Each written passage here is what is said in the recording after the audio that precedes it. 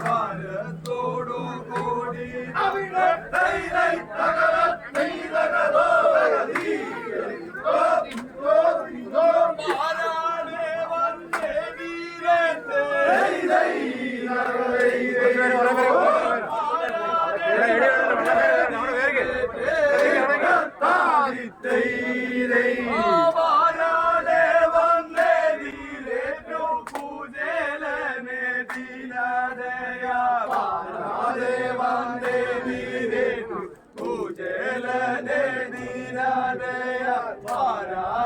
വന്ദേ ധീരേറ്റു പൂജലനെ ദീനദയ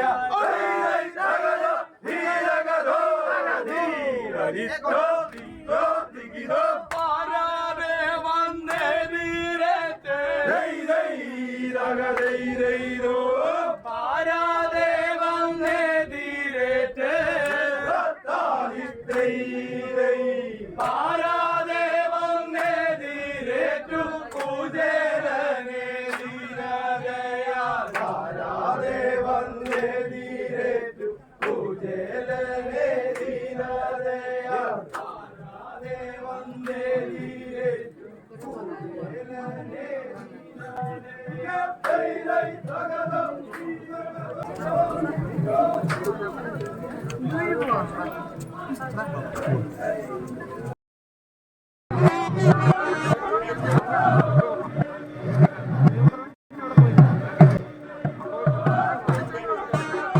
ശ്രാവണമാസത്തിന് തുടക്കം കുറിച്ച വള്ളസദ്യ ഇങ്ങനെ തുടർന്നുകൊണ്ടേയിരിക്കുകയാണ്. ശരിക്കും പറഞ്ഞാൽ വള്ളസദ്യ കഴിക്കാൻ കിട്ടുന്ന ഒരു ഭാഗ്യം തന്നെയാണ്, ഭഗവാന്റെ പ്രസാദം.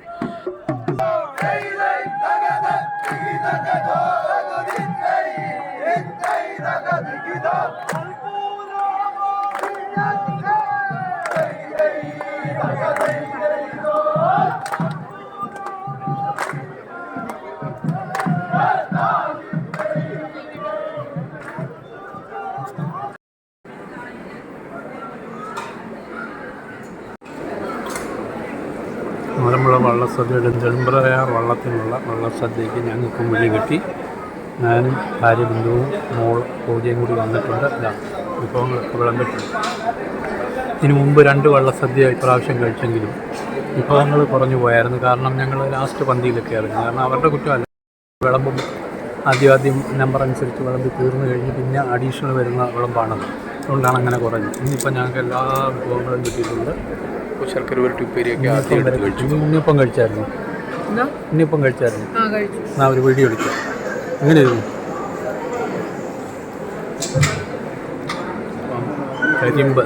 കരിമ്പിൻ്റെ അതുവരെ ഞങ്ങൾ കഴിച്ചിട്ടിരിക്കുന്നത് കാണുന്നില്ല. കരിമ്പിൻ്റെ ഇതിൻ്റെ അപ്പുറത്തായി കാണുന്നില്ല. ഇതിൻ്റെ ഇതുവരെ ഞങ്ങൾ കഴിച്ചു.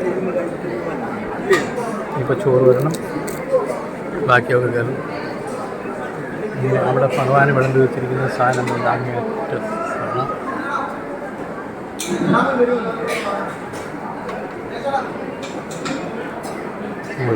ഭഗവാന് വിളമ്പി വെച്ചിരിക്കുന്നു.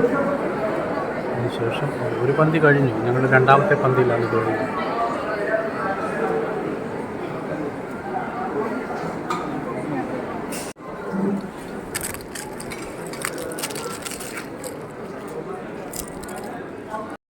അങ്ങനെ ഈ വർഷത്തെ 3ാമത്തെ വള്ളസദ്യയും ഞാൻ കഴിച്ചു.